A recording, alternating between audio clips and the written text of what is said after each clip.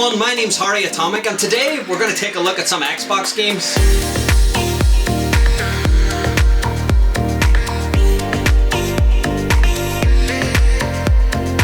So the Xbox 360 holds a wee special place for me. I mean, it's the first console that I had that I really pumped a lot of money into to sustain the library. It was the first one that I pumped my own money into. Before that, I just kind of got games for like Christmas or birthdays, and what a console to start on. I mean, we had Xbox Live, downloadable games, like playing online with your friends. It was just an absolute brilliant time to really be into your games. But yeah, before we get into the collection itself, first I'm going to go over my collecting ground rules with you.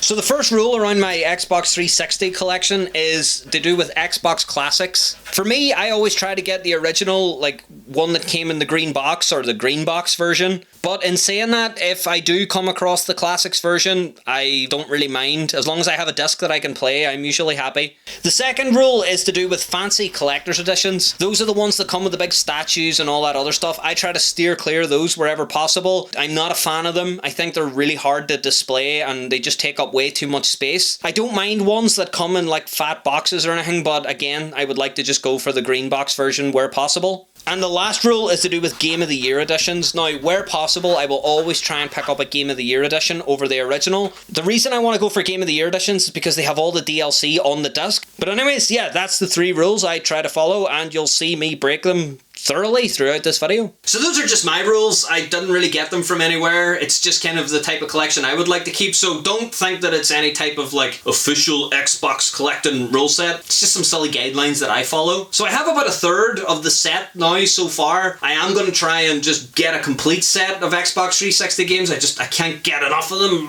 But anyways, without further ado, let's get on to the set. So I think the best thing to do is just to kind of start from the start and work my way across and just kind of show you guys any notable entries or anything. So first of all, Akai Katana. If you haven't played this game, you need to get your hands on it. Yeah, pretty much every convention thing that I've gone to so far, or anyone that likes Xbox 360 games, just recommends this game hands down, so make sure to get your hands on it. It's not too expensive either, which is pretty good. Get back. And these shelves are so bunged. Alice Madness Returns. Make sure to get your hands on that if you can. This is such a weird game.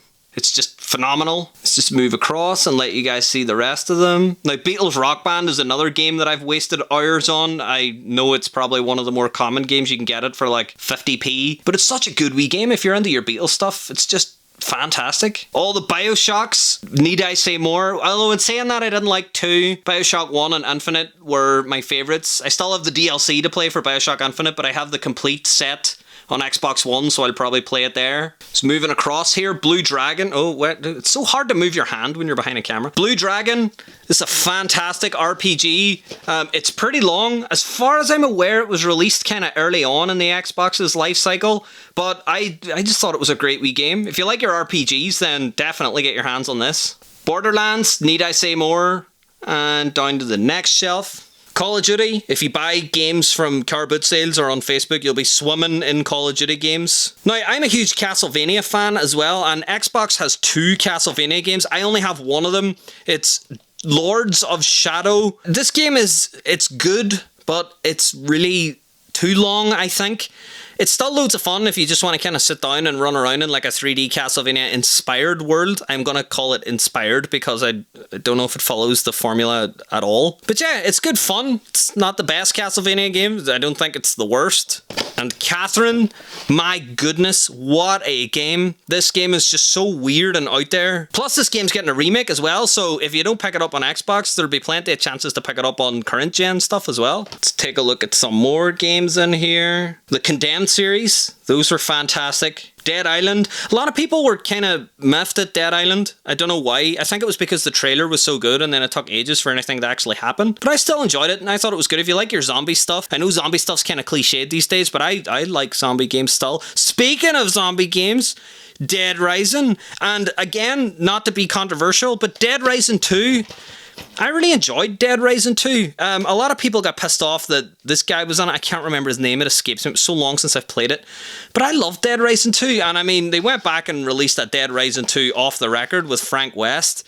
which, you know, rubbed everyone the right way again. But both games are good. Get your hands on them. So yeah, if you're into your horror games or like scary stuff, get Deadly Premonition. My goodness, this game is great. I still haven't finished it. I'm gonna have to play it from the start though, because it's been so long since I've played it. I know, I'm terrible. But yeah, Deadly Premonition is fantastic. If you like your Resident Evil type games or any of those type of like crazy horror stuff, go for it. You'll not regret it. Another one just right beside it, Death Smiles. I've got the deluxe set. I think it just comes with like a CD with some backgrounds or something. It's just some throwaway content. It's not a big deal if you get a normal one or a deluxe one. I don't even know if there was a normal one. Anyways, I'm rambling. But yeah, Death Smiles, it's a shoot 'em up. It's kind of weird, cutesy inspired Japanese style.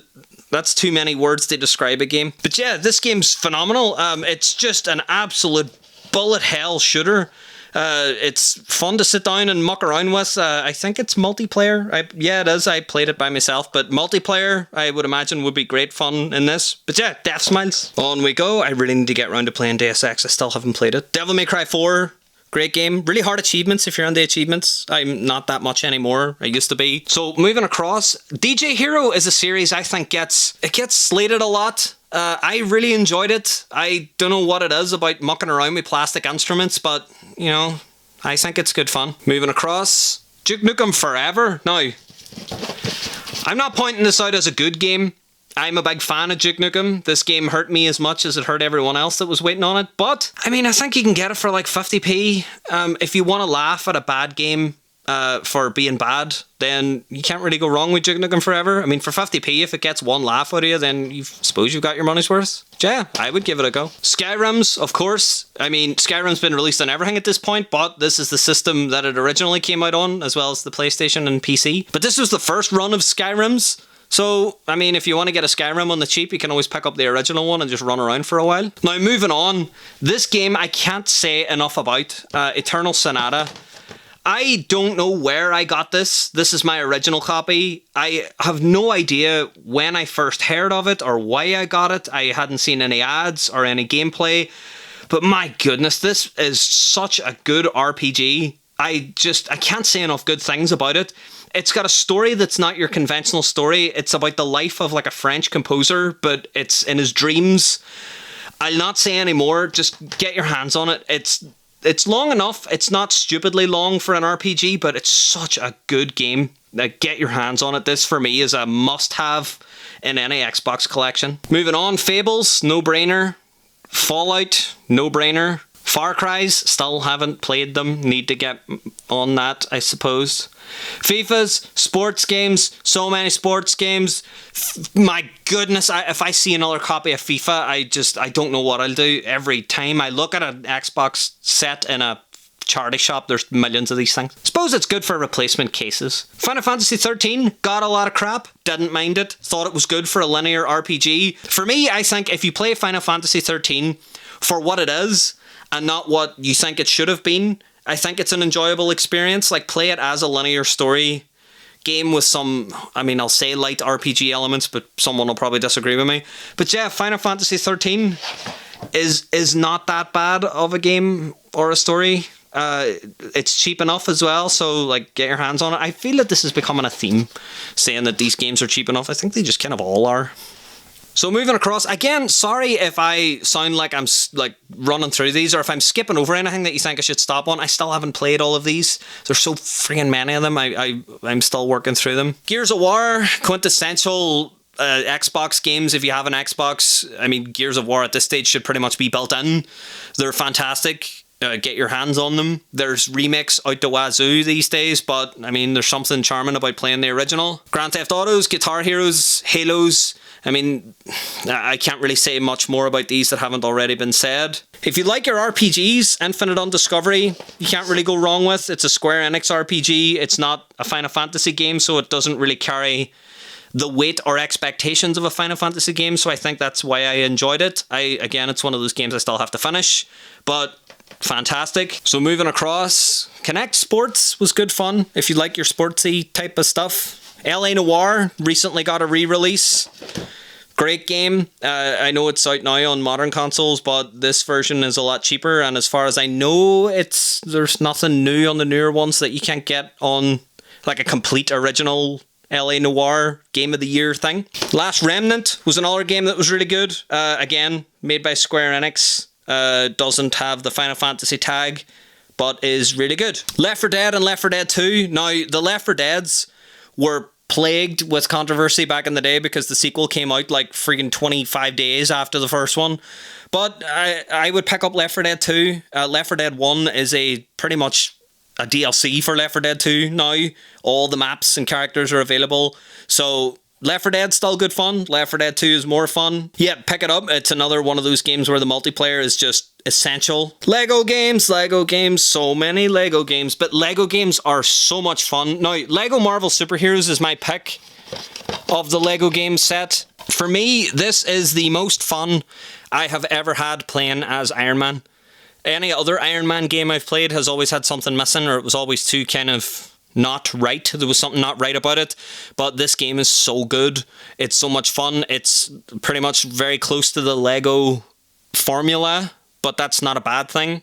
So yeah, if you're only going to get one Lego game, I would get this. I haven't played them all, so where does it go? I haven't played all the Lego games, so some other ones may be better, but of all the ones I've got, that's my favourite. Scanning Across and Mass Effect. I hear it's good. I still haven't played it. I will at some stage. I'm sorry. Mind Jack is awful, but in a good, funny way. If it's anything less than £1, I would pick it up. Minecraft.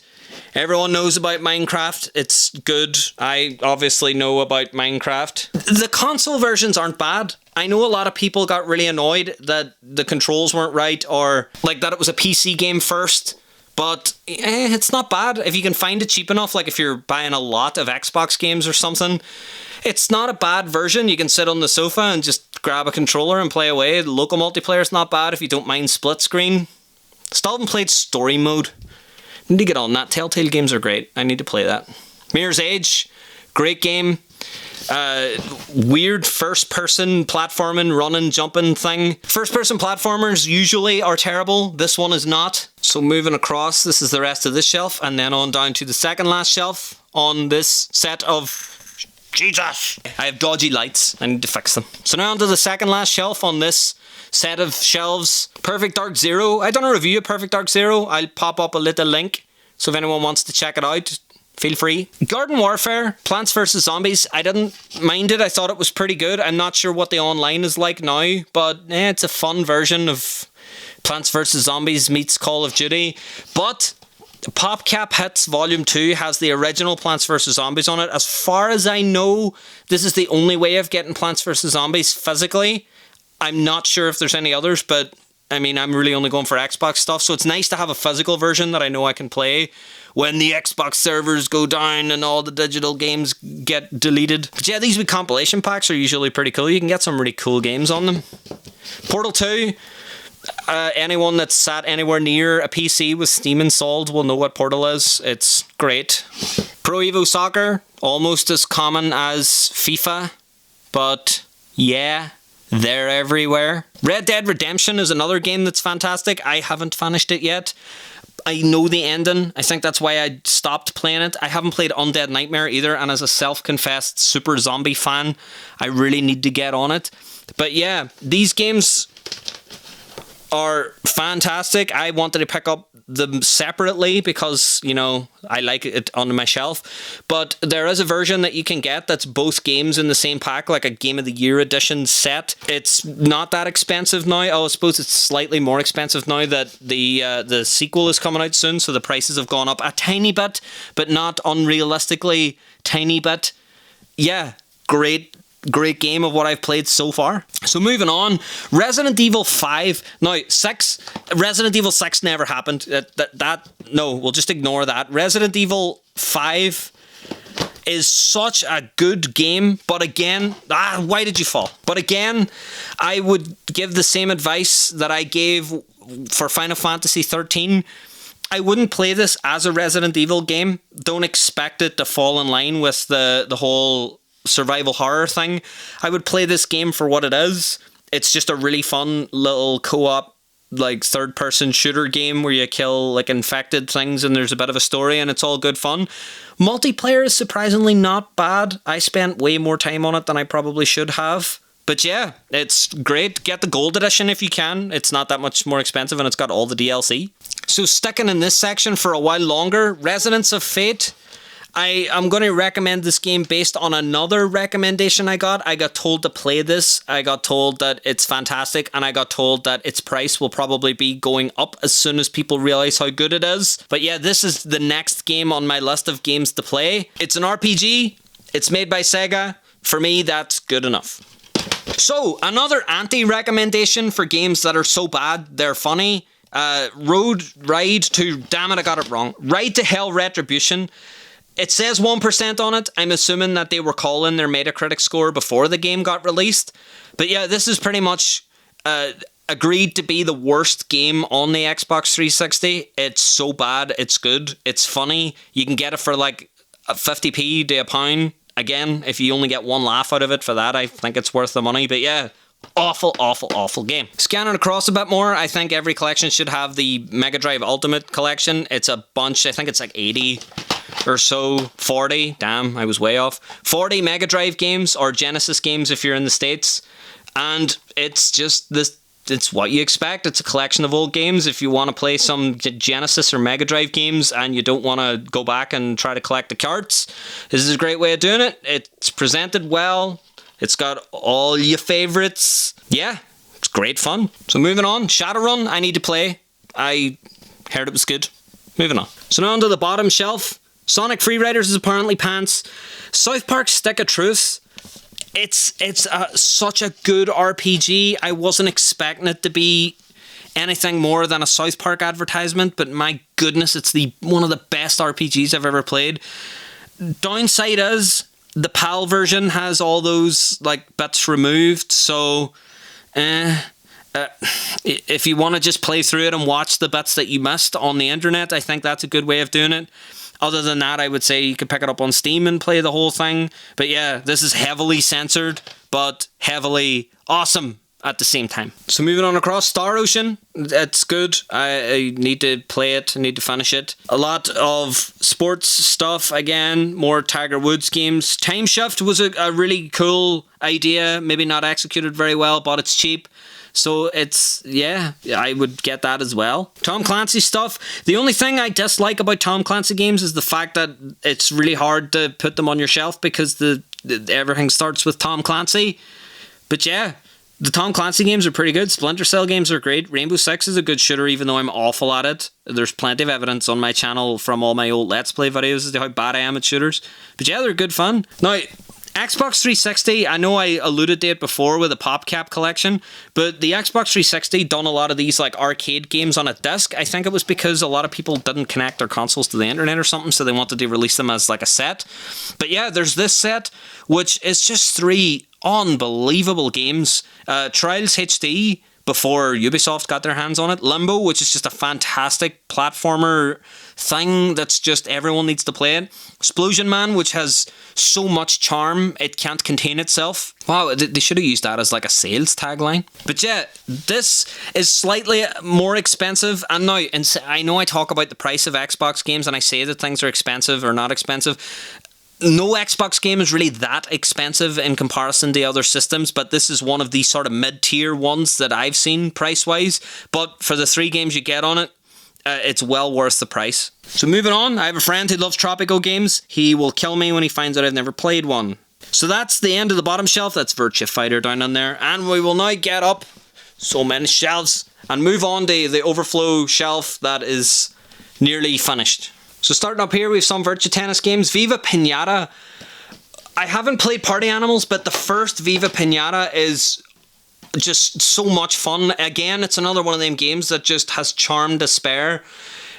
It's one of them games you'll start playing, you'll not know why that you'll like it, but you do, and then eventually you'll just find that 80 hours has melted away, and you just love all these wee pinata dudes, and you feel bad when bad stuff happens to them, and it's so much fun. If you know anybody who's younger who wants to play Xbox games, definitely start them on this. It's just so much fun just to manage these wee things and build your wee garden, and it's so lovely. Moving on, Wolfenstein. I never played where's my finger? This Wolfenstein game, but I played this Wolfenstein game. New Order is fantastic. It also has music from the composer of Doom. So you can expect great things there from Mr. Mick Gordon, who I've said good things about nearly every chance I get. There's a new Wolfenstein game out at the minute, but the price of this one seems to not have been affected as much. So if you're going to play the new one, may as well pick this up and play the first one. WWE Games. These aren't too bad if you like some multiplayer party stuff, if you're having a few drinks with your friends and you want to have some fun. Wrestling games are always good. The newer ones, older ones, they all kind of have their own wee quirks and things. But yeah, I enjoy them. The first game I ever played on Xbox 360, funnily enough, was SmackDown vs. Raw 2007. I didn't have a clue what a gamer tag was. I didn't know what a profile was. I didn't know how to sign in. I didn't know how to hold a controller. I didn't know what to do with anything to do with the Xbox 360, but I just fell in love with it straight away. And this was the first game I played, so it holds a little special place for me. So now we're getting to the end of the normal, green header release games. I don't know what they're called. I refer to them as green box games. I'm assuming there's some official title and I just sounded like an idiot. But then I have these ones set separately, these classics ones, which I call grey box games. Again, don't know why. I think it's just because this bit's slightly greyer, maybe. But yeah, of all the grey box games that are here, Sims 3 wasn't a bad version. Yeah, you can get an Oblivion grey box game that has like all the content and everything in it. So this is the version of Oblivion I would recommend. There's Force Unleashed, which a lot of people didn't like, but I liked. I'm not a Star Wars fan, but the license produces some fantastic space games. But yeah, this was so much fun. It was the most fun I've ever had with a lightsaber, including the films. And yeah, this is the Ultimate Sith Edition. As far as I know, it has all the DLC on it, so this would be the version that I would go for. Terraria is a no-brainer. I'm not sure if this ever came out in a green box version. I think it only came out grey box. There are some pictures of a green box version, but I think that those are like artist renditions. But yeah, if you don't care about green box, grey box, then I'd pick up Terraria. And then we move on to the dreaded thing I hate more than anything ever of anything. The Steelbook. I fucking hate Steelbooks because they rust and they just look terrible. But the Bioshock one looks so nice because it's meant to look wrecked. So if you like your games to look like an art piece, the Bioshock tin is the one to go for. Now, another thing that I hold on to as well, just for nostalgia's sake or for no other reason, is the Xbox Live membership cards. Xbox Live memberships used to come in an actual green box. I'll show you the ones that I've put together on here now. So these are just some Xbox 360, Xbox Live cards. Some of them haven't been scratched off.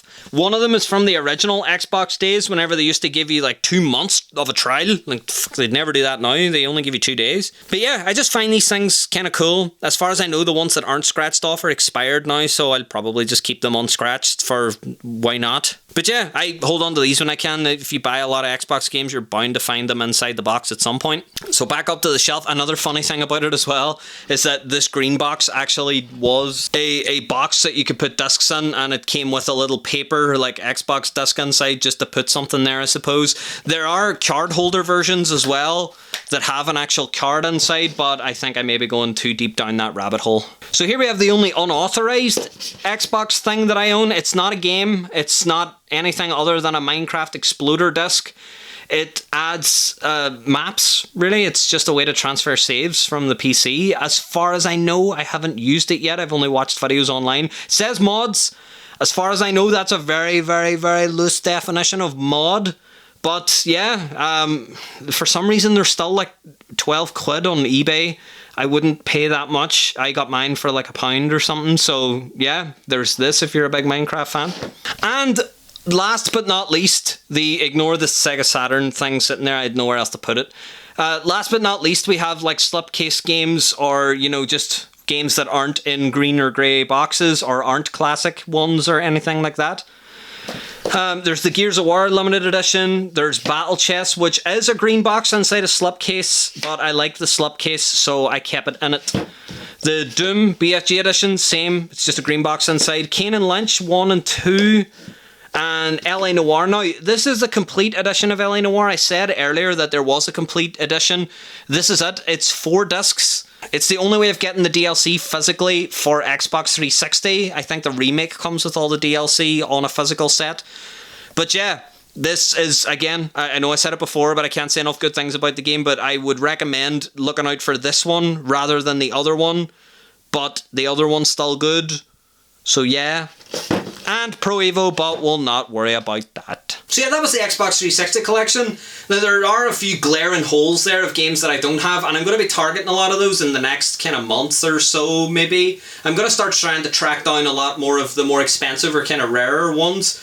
Now in saying that, there isn't really that many rare Xbox 360 games, so it's a win for me. Now as well as that, now's a fantastic time to be getting into Xbox 360 collecting. I mean, the prices are probably never going to be lower. It seems no one really wants the things at the minute. You can walk into pretty much any charity shop, second-hand store or anything like that and just find great games for next to nothing. So my goal is to try and knock out a complete set.